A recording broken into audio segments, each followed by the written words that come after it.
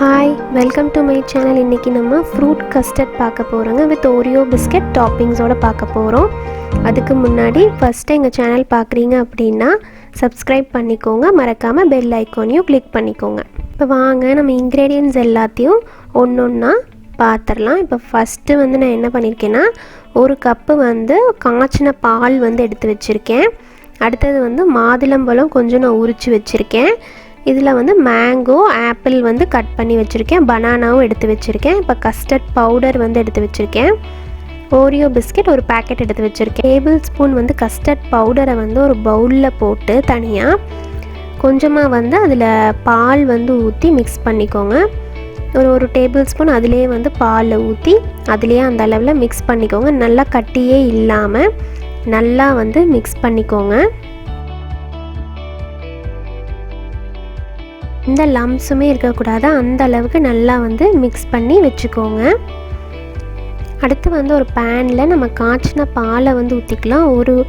ஒரு கப் பாலை ஊற்றிட்டு அதில் 2 டேபிள் ஸ்பூன் சர்க்கரை நான் சேர்த்திட்டு நல்லா கலக்கி விட்டுக்கோங்க. ஒரு ஸ்பூன் வச்சு நல்லா கலக்கி விட்டுக்கோங்க. அந்த சர்க்கரை கரையிற வரைக்கும் நல்லா கலக்கி விட்டுக்கோங்க.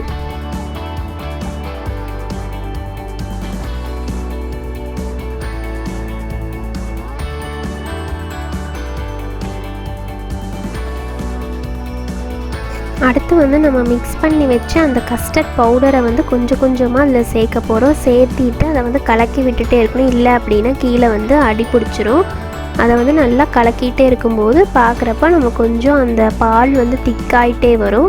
ஸோ அது திக்காக ஆன உடனே நம்ம அடுப்பை ஆஃப் பண்ணிடணும். அந்த ஸ்டேஜில் அடுப்பை ஆஃப் பண்ணிடணும். இப்போ பால் திக்கான உடனே நான் ஆஃப் பண்ணிட்டேன். இப்போ அடுத்து ஓரியோ பிஸ்கெட்டை நான் எடுத்து வச்சுருக்கேன். இதை பாதி நம்ம மிக்சியில் போட்டு ஒரு பொடி மாதிரி ரெடி பண்ணிக்கலாம். பாதியை அப்படியே சும்மா பிச்சு வச்சுக்கோங்க. இப்போ அந்த மிக்சியில் பொடி ரெடி ஆயிடுச்சு. இப்போ அதை நம்ம ஒரு பவுலில் போட போகிறோம். இப்போ பாருங்கள், பொடி மாதிரி ரெடி ஆயிடுச்சு. நல்லா தூள் மாதிரி ரெடி பண்ணிட்டேன்.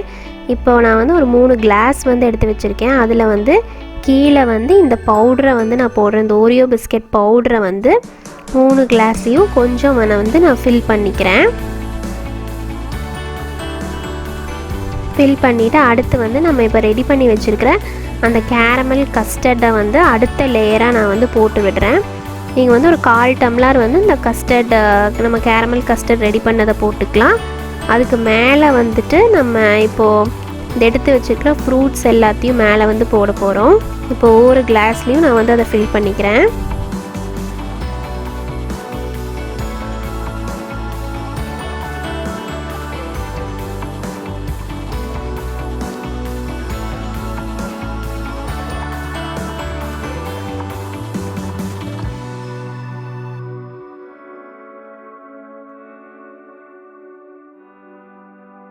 இப்போ பாதி அது ஃபில் பண்ணக்கப்புறம் அடுத்து மேலே நம்ம எடுத்து வச்சுருக்க இந்த பனானா, அப்புறம் ஆப்பிள், மேங்கோ எடுத்து வச்சுருக்கேன். இப்போ அதை போட்டுட்டு மேலே மாதுளம்பழம் போட்டுட்டு இப்போ அதுக்கு மேலேயும் நம்ம கொஞ்சம் இந்த கஸ்டர்ட் எடுத்து வச்சுருக்கிறத ஊற்ற போகிறோம்.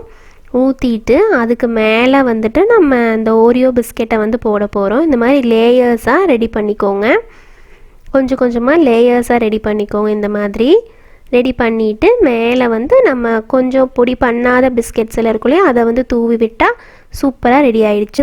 3 to 4 ஹார்ஸ் ஃப்ரிட்ஜில் செட் ஆகணும். செட் ஆனதுக்கப்புறம் பார்த்தீங்க அப்படின்னா சூப்பராக இந்த மாதிரி ஒரு ஓரியோ கஸ்டர்ட் உங்களுக்கு ரெடி ஆகிடுச்சு. இந்த ரெசிபி உங்களுக்கு பிடிச்சிருந்தா கண்டிப்பாக லைக் பண்ணுங்கள், ஷேர் பண்ணுங்கள், மறக்காமல் எங்கள் சேனலுக்கு சப்ஸ்கிரைப் பண்ணுங்கள். தேங்க்யூ.